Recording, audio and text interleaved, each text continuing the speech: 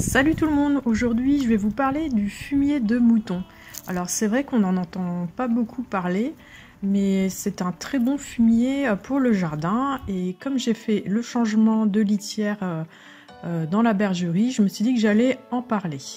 Alors c'est un fumier que l'on ne va pas enfouir, vaudra mieux le mettre en paillage. Donc comme vous pouvez le voir, la couche supérieure est quand même une couche assez sèche. Et en bas, on va retrouver toutes les petits M&M's, si on peut dire, et l'urine qui aura commencé aussi à composter. Alors c'est vrai que les animaux, moi, vivent en liberté, c'est-à-dire qu'ils vont et viennent dans la bergerie.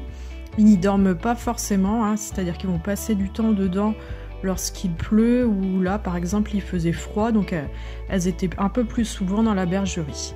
Alors j'utilise différents types de fumier, dont notamment du fumier de cheval, parce que j'ai de la chance, mes parents ont un cheval et puis mes voisins en ont 4.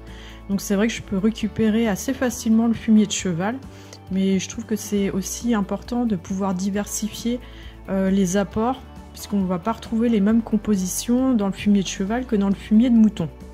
Alors il faut savoir que le fumier de mouton, il comporte beaucoup d'azote, de phosphore, de potassium, de calcium et de magnésium. Donc c'est un fumier qui va être idéal si vous avez un sol qui est assez pauvre, qui est lourd ou argileux. Alors c'est vrai que là en dessous on peut voir que c'est pas encore complètement décomposé. Donc il faut quand même faire attention quand on intègre comme ça du fumier pas décomposé. Donc il y a des périodes où c'est beaucoup plus idéal qu'à d'autres moments de l'année. Donc moi je vous conseille à l'automne de venir pailler comme ça votre potager jusqu'au mois de février-mars. Parce qu'il va falloir à peu près 3 mois pour que le fumier se décompose. Donc là forcément c'est du fumier qui vient directement de ma bergerie. Donc ce qui est intéressant aussi, c'est que là c'était du foin que j'avais fait moi-même. J'ai vraiment tout eu sur place, donc je sais qu'il n'y a eu aucun traitement chimique dedans, que mes animaux n'ont pas eu d'antibiotiques. Donc c'est vraiment 100% naturel.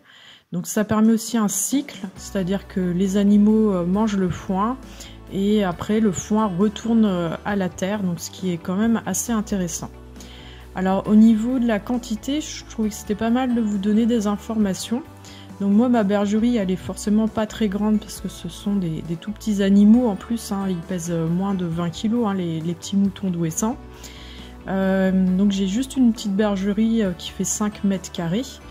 Et donc avec une épaisseur, je sais pas, d'une trentaine de centimètres de foin, j'ai réussi à pailler 30 mètres carrés de culture. Donc là à peu près 3 bandes de culture, parce que chaque bande moi fait environ 10 mètres carrés. Et par contre j'ai pas mis une épaisse couche et j'ai essayé de répartir entre le foin sec et le foin du dessous où il y avait beaucoup de matière, beaucoup d'urine, où c'était beaucoup plus humide. Donc ça peut poser des problèmes de décomposition et de fermentation notamment. Donc il n'y a pas de souci quand on le fait en période hivernale. Sachant que moi, mes légumes et mes plantations, mes semis, je vais surtout les faire au mois de mai.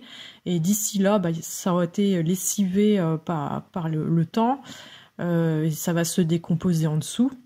Donc ça va me permettre de vraiment beaucoup améliorer ma terre, apporter des éléments nutritifs intéressants.